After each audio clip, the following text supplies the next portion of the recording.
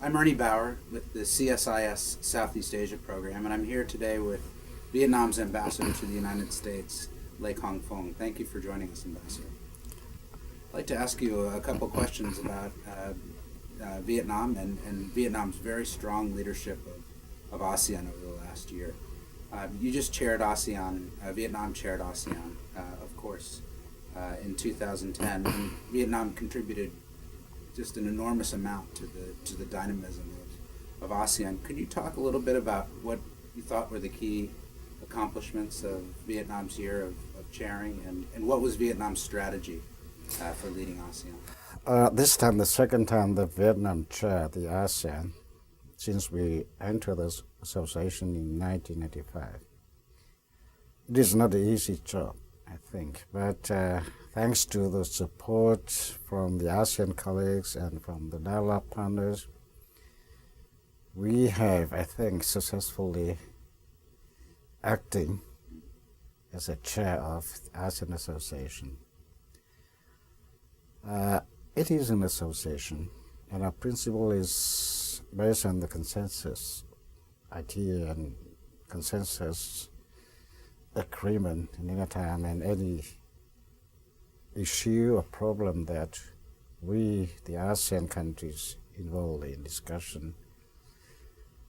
But we have been in the year trying to heighten the spirit of ASEAN. Primarily, we try our best to make the ASEAN country and all the activities of country to push forward the ASEAN Charter and to build up effectively the ASEAN Association. At the same time, we also try to deepen and broaden the relation with the dialogue partners, particularly the East Asia partners, and outside like the US, Russia, India, and some other countries. We think even to be a successful chair, we had to also heighten and consolidate the central role of ASEAN and trying to do what the ASEAN states and ASEAN people expect us to do. That is to continue pushing ahead the development, economic development, social development in the region, trying to fill the gap between the developing and developed country in the association.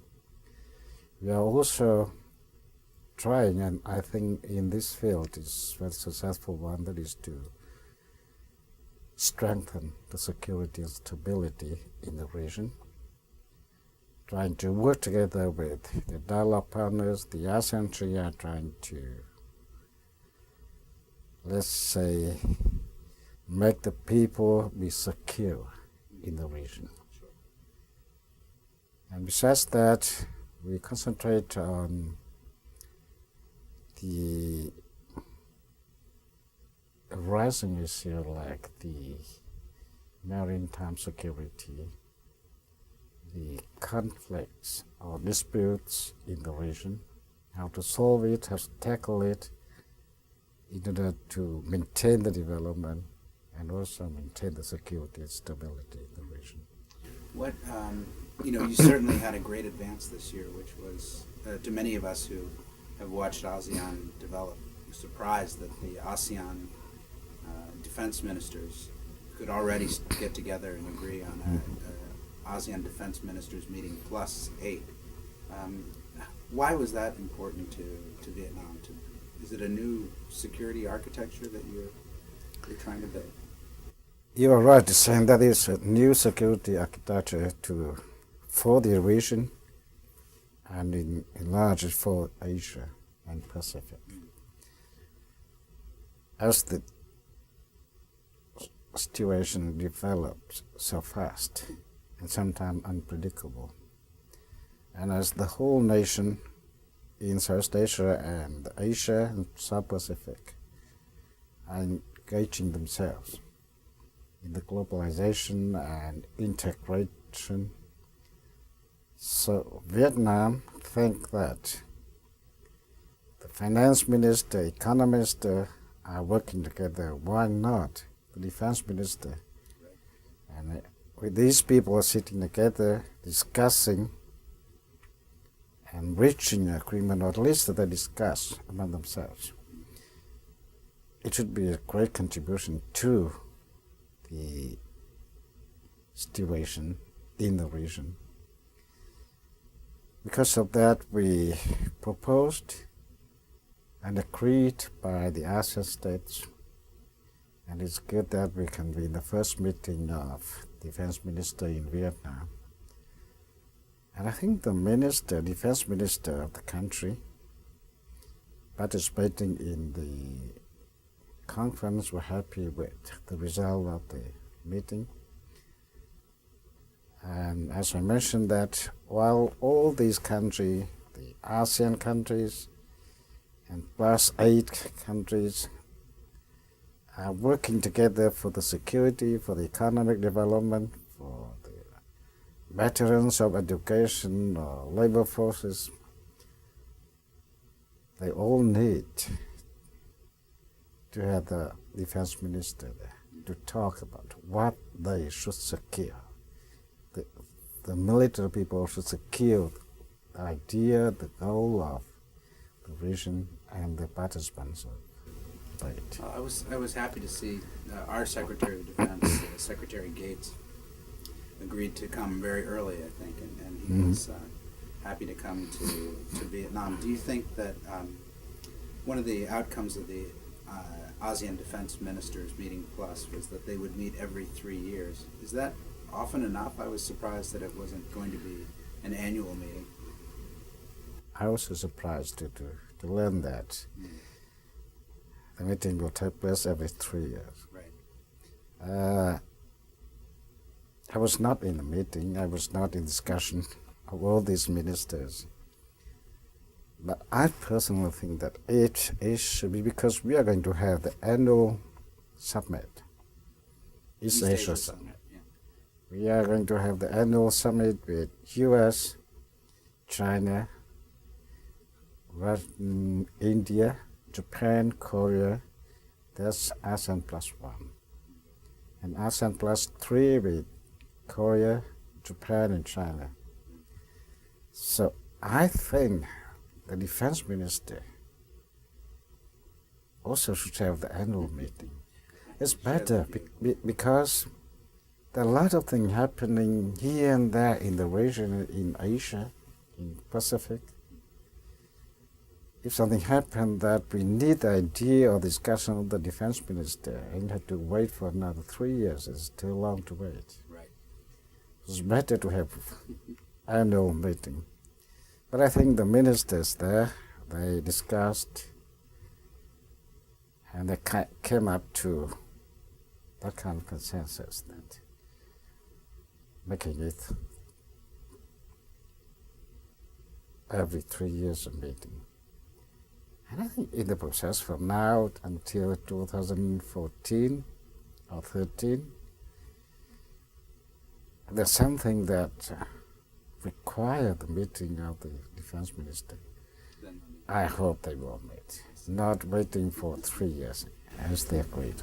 You talked about the ASEAN 10 plus the 8 that are part of the ADMM plus. Yeah. Those are the same 8 countries that comprise the East Asia Summit, and Vietnam chaired the East Asia Summit this year also. Why is the East Asia Summit important to Vietnam, and what does Vietnam think about the process going forward? Probably speaking, we want ASEAN strong. We want ASEAN developed. But with the current situation, no one can stand alone to develop its own country, its own society. And the same with ASEAN. ASEAN is linked to the region, to the whole world. So if ASEAN want to be strong, both politically and economically, it need to cooperate with the neighboring countries and with the countries concerned. That's why we think East Asia is very good architecture that the relevant countries should be together because we have the dialogue with this country in the region. So they need to be there. They need to discuss the East Asia situation, East Asia security and stability, East Asia economic cooperation. And if that, let's say, bloc, be strong, ASEAN will be strong. Yes, it makes sense. So I think that that's the idea and push by the ASEAN country. But does the do you see competition, sort of competing architectures taking place here? On the one hand, there's the East Asia Summit. As you mentioned, there's also the ASEAN Plus 3. And some analysts suggest that maybe some countries in the Northeast Asia might prefer the ASEAN Plus 3 because it's got a very robust agenda, and the East Asia Summit is relatively new. I think it's 5 years old. Well, ASEAN wants to cooperate and work together with the architecture 10 plus 3.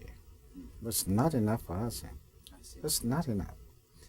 We need to get other people to be involved in the region because with Russia, India, Australia, New Zealand, US, that's why as the chair we propose and agreed upon by ASEAN, we have invited US and Russia to be the full participant of East Asia Summit. The turning to U.S.-Vietnam relations, we just celebrated 15 years of diplomatic relations. You was there? I was there. I was there for the 1,000th anniversary of Hanoi. I saw the parades. It was fantastic. But in terms of the U.S.-Vietnam relationship, 15 years, we've done pretty well together. I wanted to get your comment on that. Where do you think the relationship is headed in the future, the U.S.-Vietnam relationship? It's only 15 years, but I think our two sides have made a long steps in promotion of bilateral relations. And we both, the administration, the people are happy with the achievement we recorded in the last 15 years. We have deepened our mutual trust, mutual confidence. We have continuously furthered the bilateral relations in economic and technology, military security. So I think there's no reason why we are not going to have a much better relation in the next 15 years. Could you see the two countries normalizing military-to-military relations in the near future? We are trying to do that, and I think the USA is going to do that. But normalization is a long process. We normalized our diplomatic relation in 1995,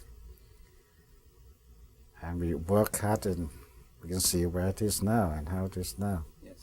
For the military cooperation and normalization, I think it takes some time. We both want to intensify the military cooperation. And I think the other people look at our military cooperation, they will feel happily that, okay, these two guys, US and Vietnam, are working hard to intensify their military cooperation for their own benefits and also for the benefits of the region, the world. When you talk about security in Asia, you have to think about the South China Sea. It's obviously been an issue that's in the papers of late. Um, what's Vietnam's perspective on a rising China and some of the tension that you've seen in the South China Sea? And do you think the architecture that we've been discussing will be helpful in resolving those tensions? South China Sea is let me put it in this, it might be a little bit headache for the people concerned. I mean, the regional countries and also outside of the region. But for the South China Sea issue, we have to make clear that there are at least three issues that we have to see. First one is the security and stability and peace in the whole region, South Asia and East Asia and Pacific. This issue, or this problem, let me say, is the concern of everyone in the region and even in the world, because a lot of people going through here, a lot of people having relations with the country in the region, bordering the South China Sea. So everyone is concerned about that. Everyone is interested in following the development in the region. So I say that it is a global or enlarged regional problem that people concerned have to take care of. The second issue is the maritime security. It's crucial for the development. It's crucial for the security in this region. And it, for most, concerns the country having the interest in seeing the security maintained for the maritime in this region. A third issue, that is territorial dispute.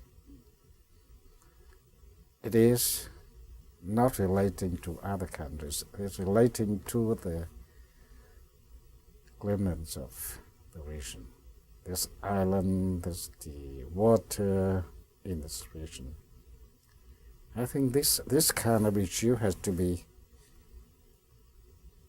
solved on the basis of international law and international practice that the international community accept. And no one wants war. No one wants to have conflict, hard conflicts there. Right. And that is relating to the concerned countries, but of course the concerned country also expect that the outsiders, that it means not the claimants of the issue, can render the assistance support, encouraging the claimants to talk together, to negotiate, trying to find out a good solution that is acceptable to the direct claimants.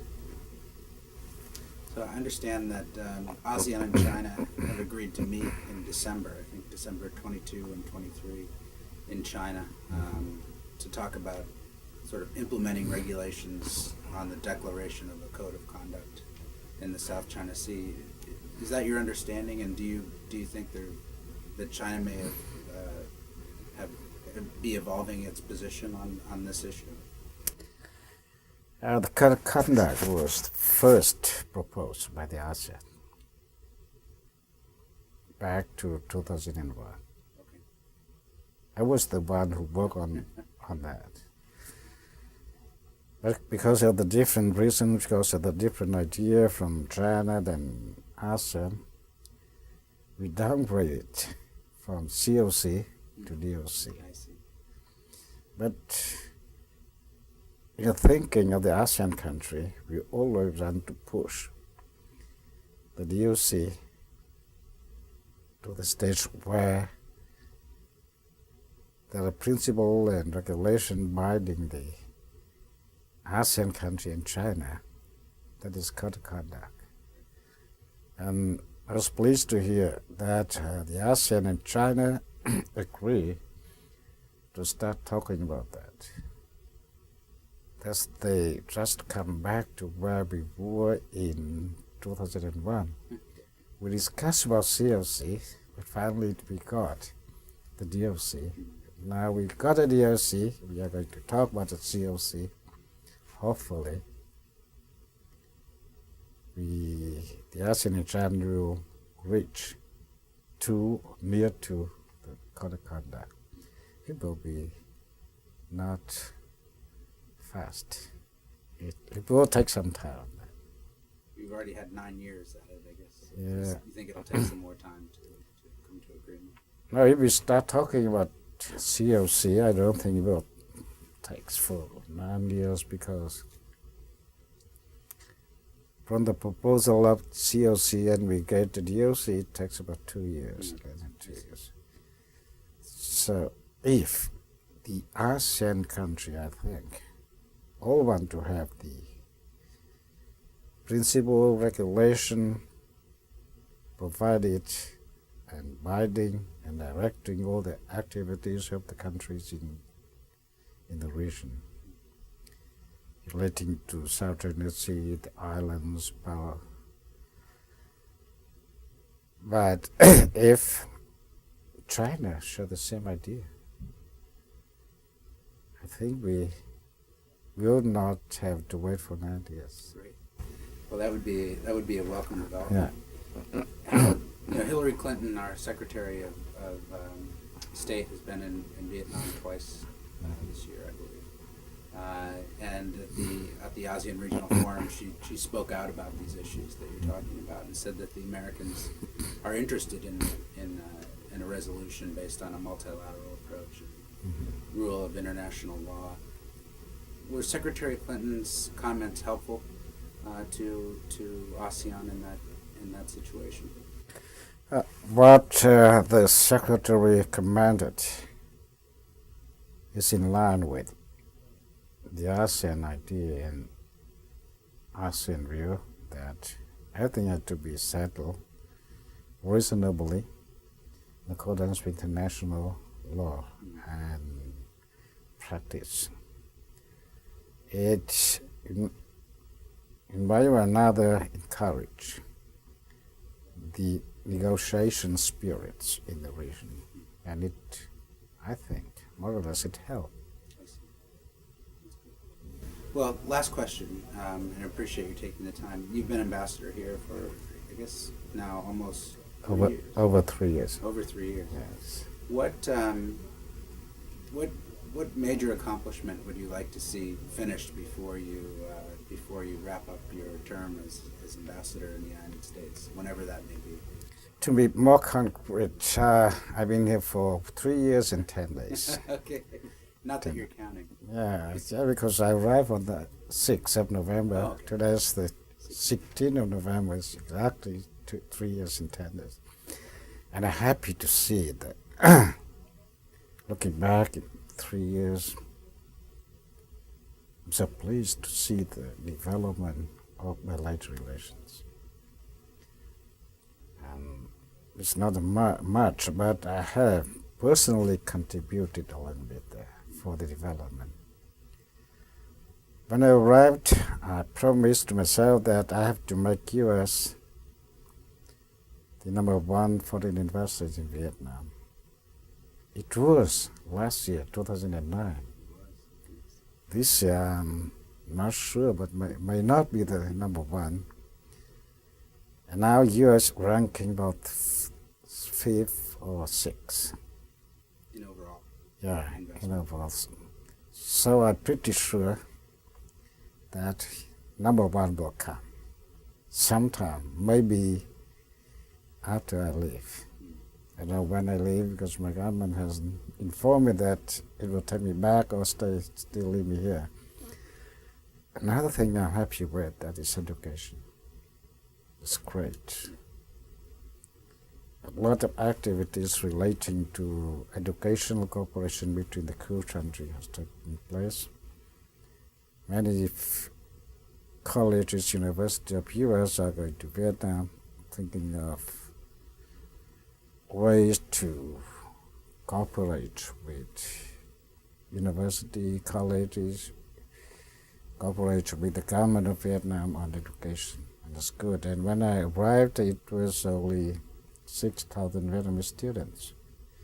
Now it is over 13,000. That's great. So you more than doubled the number. More than double in 3 years. It's great. And I understand the Vietnamese students are the largest